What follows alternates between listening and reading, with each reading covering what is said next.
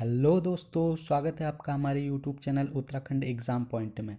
जैसे कि आपको पता है कि आज उत्तराखंड विधानसभा चुनाव 2022 का रिजल्ट डिक्लेयर हुआ है और इस बार फिर से बीजेपी प्रचंड बहुमत के साथ सत्ता पे फिर से काबिज हो गई है। और ये उत्तराखंड के इतिहास में पहली बार हुआ है जब कोई पार्टी लगातार दूसरी बार सत्ता पे काबिज हुई है। इससे पहले एक बार ऐसा ट्रेंड था कि एक बार बीजेपी सरकार बनाती थी तो अगली बार कांग्रेस सरकार बनाती थी, लेकिन इस बार ऐसा नहीं हुआ। लगता है पीएम मोदी का जादू फिर से चल गया है। तो इस वीडियो में हम बात करेंगे कि क्या पुष्कर सिंह धामी, यस, जो हमारे सेटिंग अभी सीएम थे, चुनाव हारने के बाद भी सीएम बन सकते हैं। क्या संविधान में ऐसा प्रावधान है कि कोई कैंडिडेट चुनाव हारने के बाद भी मंत्री या मुख्यमंत्री बन सकता है? क्या पहले कभी किसी राज्य में ऐसा हुआ है या हो चुका है? तो इन सब बातों पे आज बात करेंगे। और क्या चीज़ें और जो भी चीज़ें हमारे एग्ज़ाम पॉइंट ऑफ व्यू से इम्पोर्टेंट है उसके बारे में भी हम बात करेंगे। चलो सबसे पहले कुछ ओवरव्यू ले लेते हैं, फिर आगे वीडियो को बढ़ाते हैं। देखो सबसे यहाँ पे है कि देखो सबसे पहले क्या हुआ था कि उत्तराखंड विधानसभा चुनाव हुए थे, जो कि हमारे 70 सीट है विधानसभा में, और 36 जो सीट पाने वाली जो पार्टी है वो मेजोरिटी पे होती है और वो सरकार बना सकती है। तो सरकार बनाने के लिए 36 सीटें की आवश्यकता थी। और फेज़ वन में इलेक्शन हुआ था। कब हुआ था? 14 फरवरी को हुआ था। और 10 मार्च यानी कि आज रिजल्ट डिक्लेयर हुआ है। तो कुछ और बातें देखते हैं कि क्या कौन पार्टी कितनी सीटें लाई।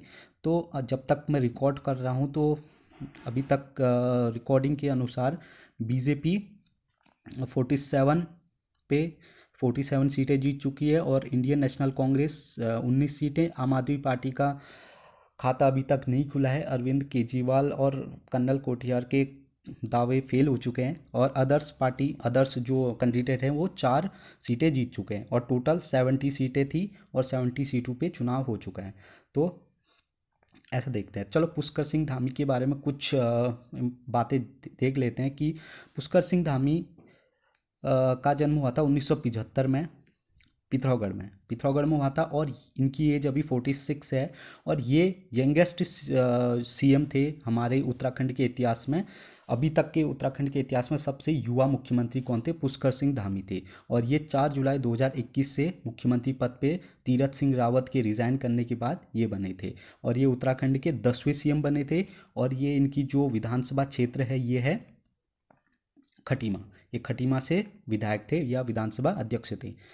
आज क्या हुआ कि ये 6579 6579 वोटों से हार चुके हैं। ये 2022 का इलेक्शन खटीमा सीट से किन्होंने हराया था? ये कांग्रेस के जो यहाँ पे प्रत्याशी थे भुवन चंद्र कपरी कापरी ने इनको खटीमा सीट से हरा दिया है। तो अब बात करते हैं कि क्या कोई सीएम या पुष्कर सिंह धामी जी चुनाव हारने के बाद भी क्या सीएम बन सकते हैं? देखो, क्या संविधान में ऐसा कोई प्रावधान है? एक आप याद रखना है कि एक अनुच्छेद है, अनुच्छेद अनुच्छेद 164, अनुच्छेद 164।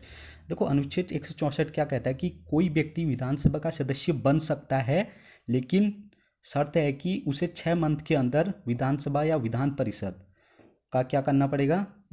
सदस्य बनना पड़ेगा, वरना वह उस पद से स्वतः ही हट जाएगा। तो अब क्या है कि हमारे उत्तराखंड में सिर्फ विधानसभा है। हमारे उत्तराखंड में सिर्फ विधानसभा है। विधान परिषद विधान परिषद परिषद नहीं है। तो अब क्या होगा? अब उत्तराखंड विधान परिषद तो है नहीं, जिससे पुष्कर सिंह धामी इस विधान परिषद से चयनित होकर विधानसभा के सदस्य बन जाए और फिर से मुख्यमंत्री बन जाए।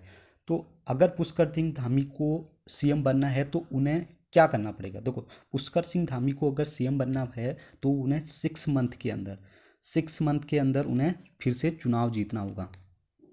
6 महीने के अंदर उनको चुनाव जीतना होगा। तो अब आप कहोगे कि यार चुनाव तो हो गए 70, और वो भी पूरे 70 सीटों पे, कोई एक सीट भी बची नहीं है कि जिससे पुष्कर सिंह धामी चुनाव जीत के फिर से सीएम बन जाए। तो अब उनके पास एक ऑप्शन है, और ये ऑप्शन ममता बनर्जी के जो पश्चिम बंगाल की जो ममता बनर्जी है उनकी पार्टी तृणमूल कांग्रेस मेजॉरिटी के साथ बंगाल में जीत चुकी थी, लेकिन वो ममता बनर्जी नंदीग्राम सीट से नंदीग्राम सीट से क्या हो चुकी है, चुनाव हार गई, लेकिन अभी ममता बनर्जी पश्चिम वेस्ट बंगाल की सीएम है। तो वो कैसे बनी, तो वही सेम चीज़ें पुष्कर सिंह धामी पे भी अप्लाई होती है। तो पुष्कर सिंह धामी को अगर मंत्री या मुख्यमंत्री बनना है तो उनके पार्टी के किसी एक विधायक को, जो विधायक अभी जीता है एमएलए, उन्हें किसी एक विधायक को इस्तीफा देना पड़ेगा, अपनी जो विधानसभा क्षेत्र से इस्तीफा देना पड़ेगा।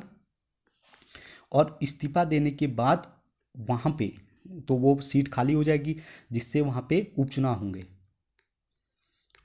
होंगे और उपचुनाव होंगे और पुष्कर सिंह धामी वहाँ पे चुनाव लड़ सकते हैं और लड़के जीत सकते हैं। अगर वो जीत गए तो वो विधानसभा सदस्य बन जाएंगे और बाद में मुख्यमंत्री बन जाएंगे।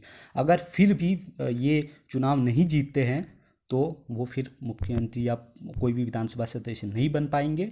और इसलिए उनके ही पार्टी के किसी एमएलए को अपना अपना ये जो विधानसभा क्षेत्र है, अगर वो विधायक बन के आया है तो उसको छोड़ना होगा उनके लिए। तो देखते हैं क्या होता है, आगे की अपडेट हम देते रहेंगे। तो बने रहे हमारे वीडियो चैनल में। Thanks for watching.